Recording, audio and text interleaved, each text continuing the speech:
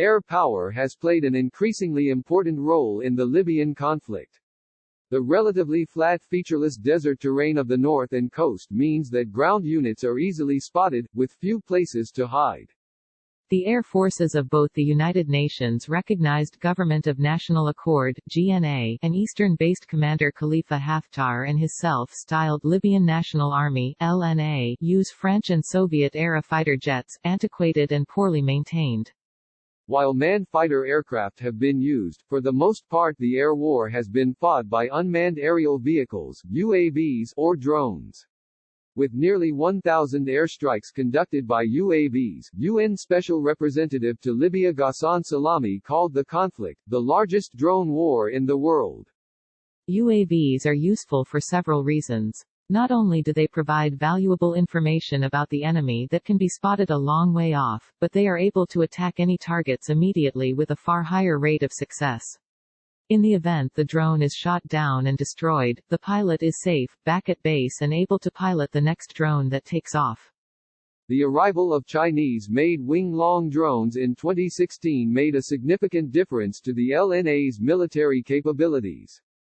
First used in the battle for Derna in eastern Libya, the drones had a decisive impact on the outcome as forces loyal to Haftar battled fighters from the Shura Council of Mujahideen in a brutal confrontation for the city. These Chinese-made drones, operated by pilots from the United Arab Emirates (UAE) and flown out of the Al-Qadim Air Base in the east, have a combat radius of 1,500 kilometers (932 miles), meaning they can deliver precision-guided missiles and bombs, striking anywhere in the country. These drones were used to great effect in the battle for Tripoli, which General Haftar announced in April 2019 against the GNA. Government forces were repeatedly pushed back into a tight pocket as the capital was besieged by the LNA. For all the talk of precision air strikes, the civilian casualty toll mounted as targets were hit in increasingly built-up urban areas. There were now doubts that the UN-recognized GNA, led by Prime Minister Fayez al-Sarraj, could hold out much longer, despite support from Italy and Qatar. Turkey's intervention. That all changed in December 2019 when Turkish President Recep Tayyip Erdogan confirmed Turkey would sharply increase its military support for al-Sarraj and the GNA.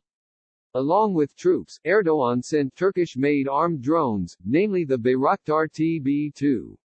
Smaller and with a much shorter range than the Wing-Long, the Bayraktar was still able to engage and destroy the LNA's ground targets, harass its supply lines, and attack forward air bases that were once considered safe.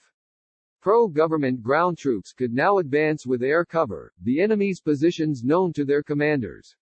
This, combined with the timely arrival of Hawk missiles, among other air defense systems, meant the main LNA airbase at Tripoli's Mitika airport could now operate without fear of attack.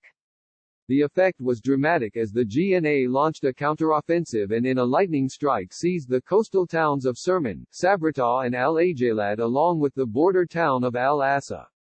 This was followed up by repeated attacks on the Al-Watiya airbase, which Haftar's forces were using as their main point of operations.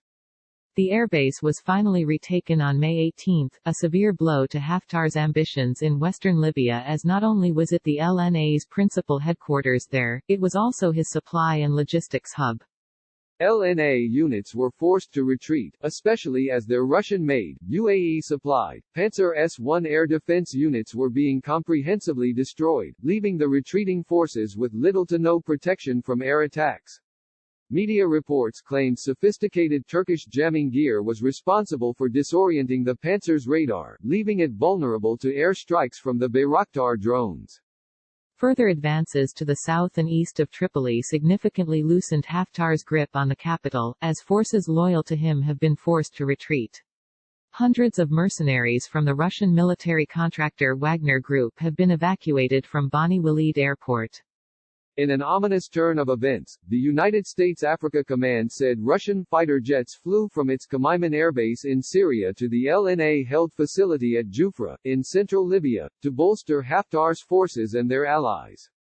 Multirole MiG-29s and two Sukhoi Su-24 ground attack fighters were sent along with an escort of at least two Su-35 advanced 4.5 generation long-range fighter jets, in a clear signal to Turkey and the GNA that Haftar's defeat should only go so far.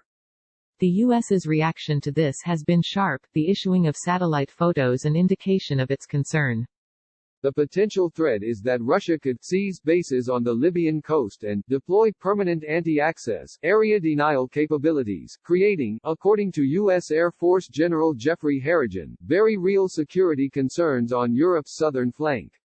While airpower can at times turn the tide in a military conflict, it has also been used in Libya as a threat level indicator, a diplomatic tool, and a warning of potential escalation if events are left unchecked.